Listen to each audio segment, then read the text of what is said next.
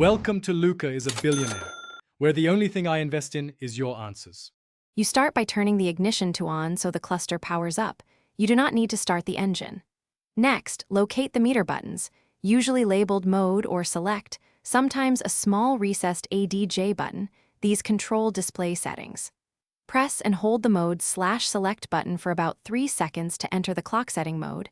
You'll see hours start blinking or the clock icon highlighted. Once done, you're in the exact screen where you can change hours first, then minutes. Now that hours blink, you change them by short pressing the Select or ADJ button. Each press increments the hour by 1, and holding briefly may speed repetition.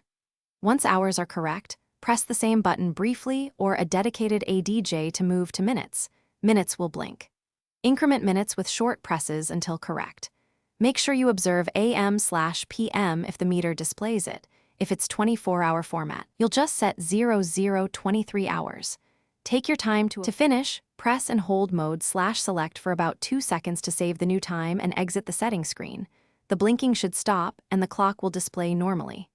Turn the ignition OFF and then on to verify the change persisted. If the time resets after engine off, make sure the scooter battery has sufficient charge and connections are tight, and if the problem continues, consult the owner manual or dealer. This often fixes persistent reset issues.